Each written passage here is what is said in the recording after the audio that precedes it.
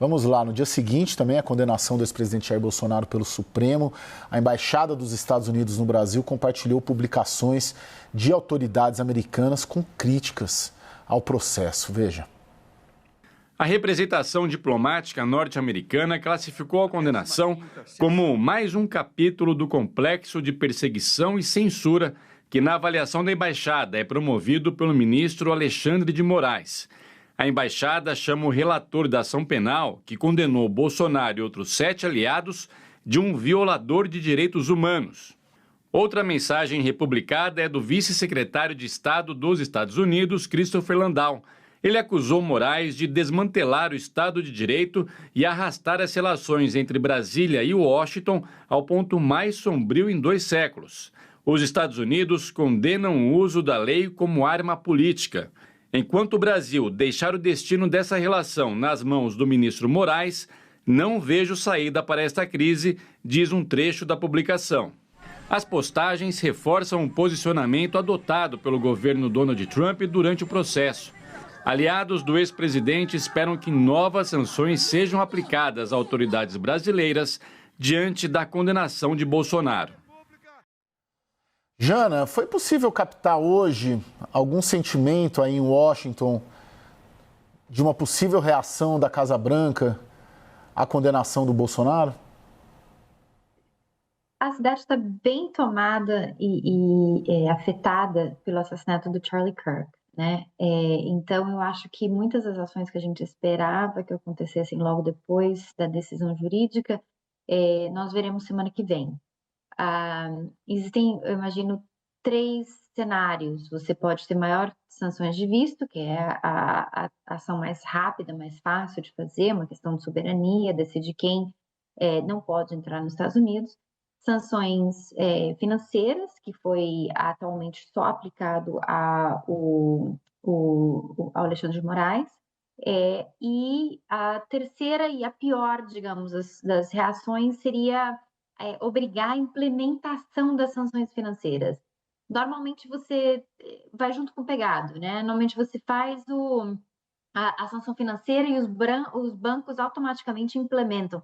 Mas como essa sanção financeira, Alexandre de Moraes, na verdade, tem uma base jurídica muito débil, os bancos têm sido mais cautelosos na implementação. E seria um passo muito mais preocupante que o governo americano obrigue essa implementação pelos bancos, dada a debilidade jurídica da sanção, e por enquanto eles não fizeram. Por exemplo, não vimos sanções ou obrigações de implementação das sanções por parte do Banco do Brasil ou outras entidades financeiras, né? Até agora parece que está tudo um pouco calmo nessa parte de implementação.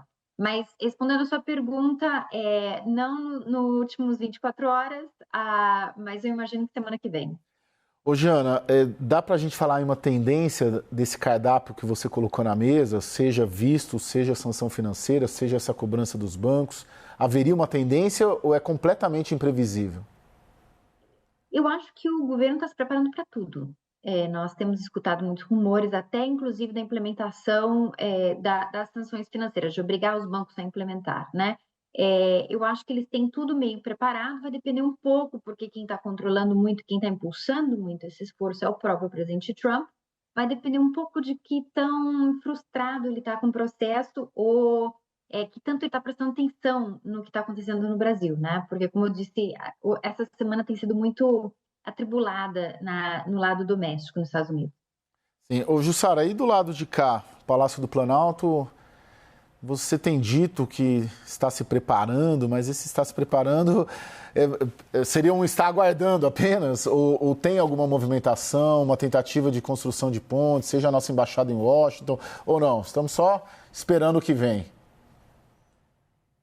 É um exercício de paciência, que costumo me dizer aqui. Inclusive hoje, algumas conversas que eu tive ao longo do dia, justamente para entender o que acontece depois da condenação de Jair Bolsonaro, o que eles me dizem é o seguinte: não tem o que fazer neste momento, porque não há caminho para negociação quando eles querem negociar com a condenação de Jair Bolsonaro. Então, o governo brasileiro costuma dizer o seguinte: gente, tenham paciência, não há nada que se possa fazer no curto prazo. Claro que os diplomatas eles vão tentar seguir nesses bastidores, numas conversas, tentando abrir algum tipo de caminho para uma negociação, de diálogo, na verdade, que antes da negociação vem um diálogo mínimo que o governo brasileiro tem dificuldade de colocar neste momento.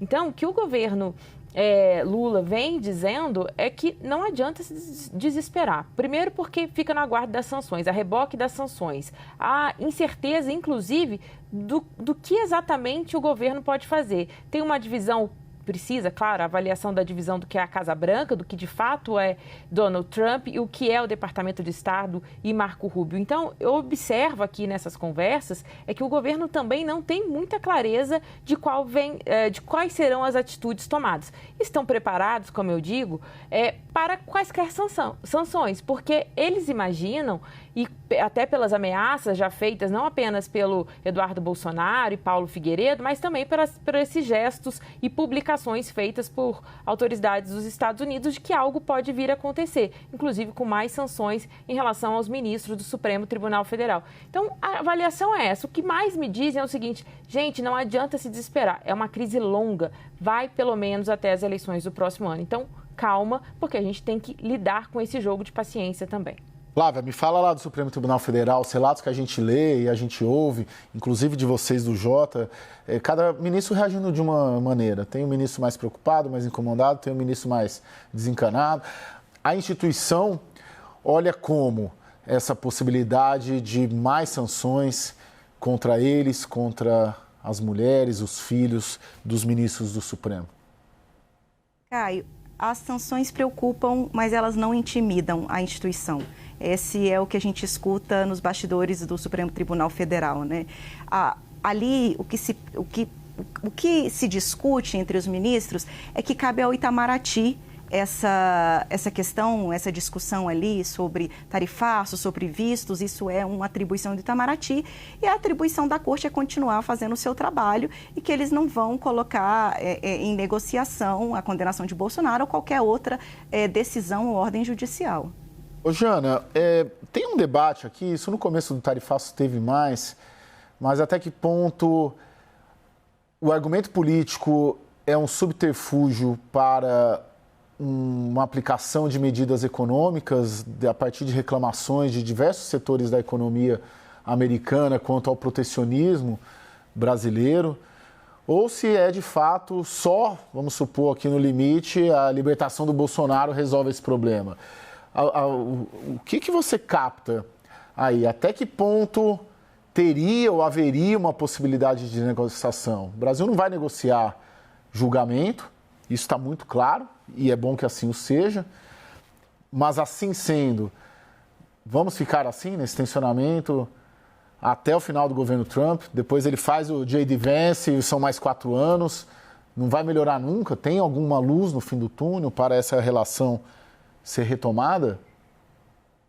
Olha, na parte econômica, assim, o tarifaço realmente foi político, né? Foi uma reação muito política de momento. Naquele momento foi a tarifa mais alta aplicada, foi algo que o Trump próprio decidiu, um pouco com o dedo no ar, assim, né? Não fez nenhum cálculo, não é que alguém disse para ele que esse seria o ideal. Foi um número que ele tirou, assim, da manga, e disse que assim vai ser, e foi o mais alto que ele tinha posto. Já não é o mais alto, né? Ou digamos, há outros países também com 50%, mas nesse caso em particular, até a indústria respondeu, a indústria pediu que alguns produtos fossem isentos e conseguiu, assim, tem produtos de carne, tem produtos de suco de laranja, tem várias coisas que são um pouco mais, que tem um pouco mais de transição entre os Estados Unidos e o Brasil, né? Tem mais relação econômica nessas indústrias. Agora, o que está acontecendo aqui nos Estados Unidos é que o uso do IEPA, da Lei de Emergência Econômica, é indevido. E por ser indevido, há um processo jurídico no qual eles estão analisando se poderia ser implementado no Brasil e em outros países, mas o caso brasileiro é o mais agravante, assim, digamos, é o mais estranho de todos, né? Até porque não tem um surplus, tem um excesso de vendas para os Estados Unidos, não o oposto. Então, pode ser que a parte do tarifaço se resolva no sistema jurídico americano. Pode ser que a Corte Suprema decida que isso aqui não aplica, que a análise do governo foi equivocada e, portanto, ele cancela todas as tarifas.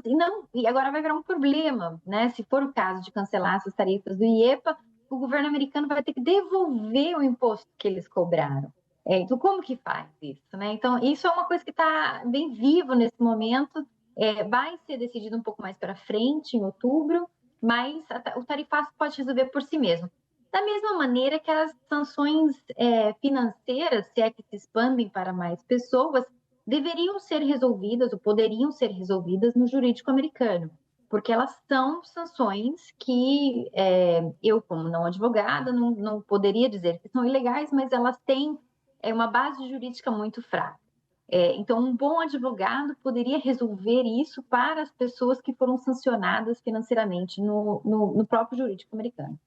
Agora, Giovana, quando a gente ouve aqui e lê esse caminho jurídico da revisão do tarifaço, o que nós lemos é que tem dois obstáculos. A Suprema Corte barrar, porque ela tem uma maioria conservadora.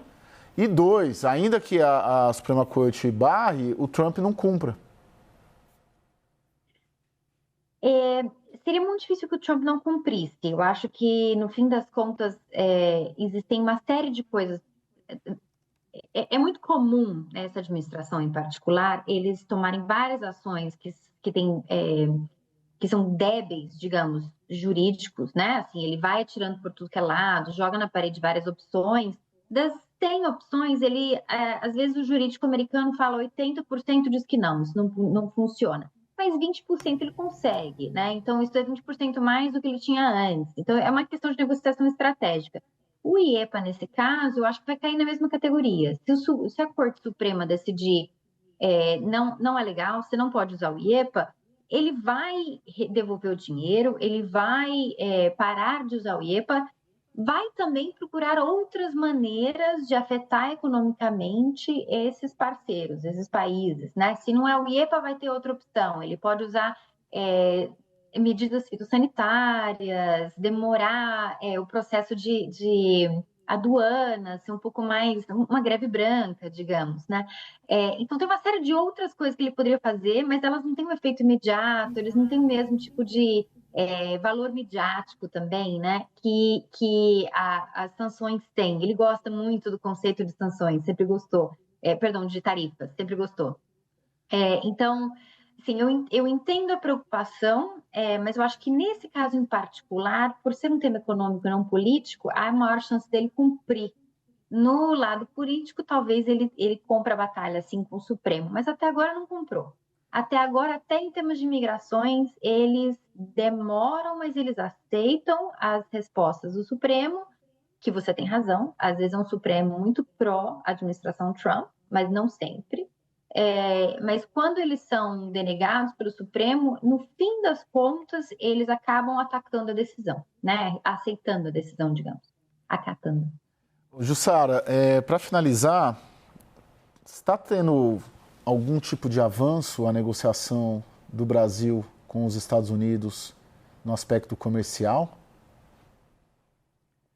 O vice-presidente Geraldo Alckmin diz que sim, que os canais não estão fechados para essa negociação, mas é muito lento. A gente sabe que há a investigação comercial feita por parte dos Estados Unidos. O Brasil tomou uma medida semelhante, mas sempre dizendo que ao acionar a CAMEX, a Câmara de Comércio Exterior, para poder essa investigação e aplicar uma lei de reciprocidade, diz que esse não é o objetivo. O que dá para entender das conversas aqui é que é tudo muito lento e sem nenhum resultado a um curto prazo. Pelo menos essa é a avaliação, porque, como eu disse aqui anteriormente, Caio, a percepção do governo brasileiro que, embora possa ter, assim, motivações comerciais, o ponto central dessa negociação passa pela política.